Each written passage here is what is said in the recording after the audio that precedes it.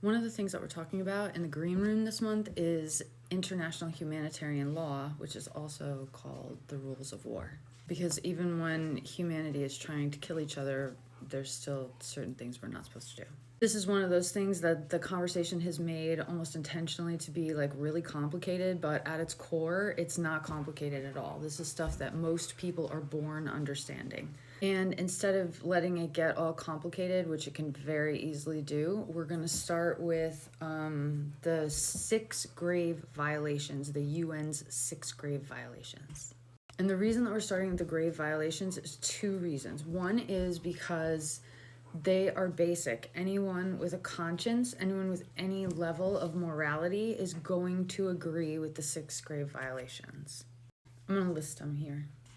The other reason that I think it's a good place to start is because it's a document, it's an idea that came from the United Nations, which is an inherently flawed, inherently colonized entity. And yet the grave violations themselves there's not much to argue about there. When we understand the origins and the systems of the United Nations, and we also look at its inability, we see the UN's inability to do anything about these grave violations when they're obviously happening. So I think the 6 grave violations are a really good place to start because they can lead us to examples that are really easy for us to understand, right? This isn't complicated. The international dialogue about this is complicated, but at its core, this is not complicated. The more that we see of this stuff, the less complicated it gets.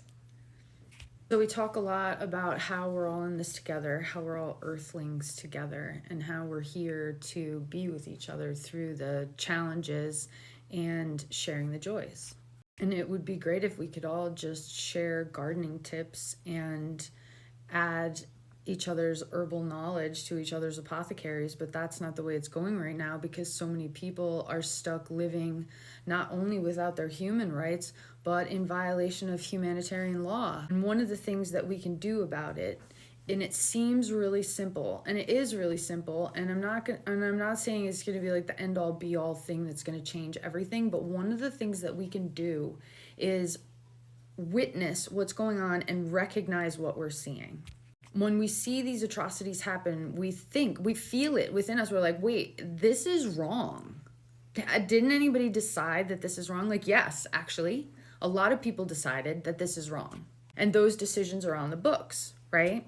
But who gets policed about that? And when? And why? And who doesn't?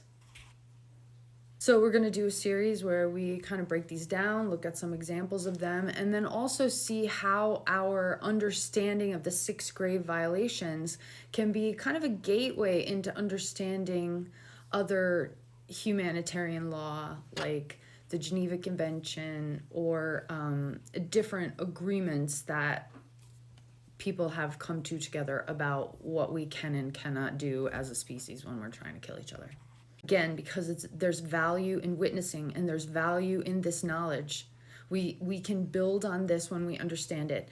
The international conversation about this and boiled down to regional, local, personal, interpersonal dialogues about this can get really complicated, but we understand at its core, it's not complicated, right? It's not complicated.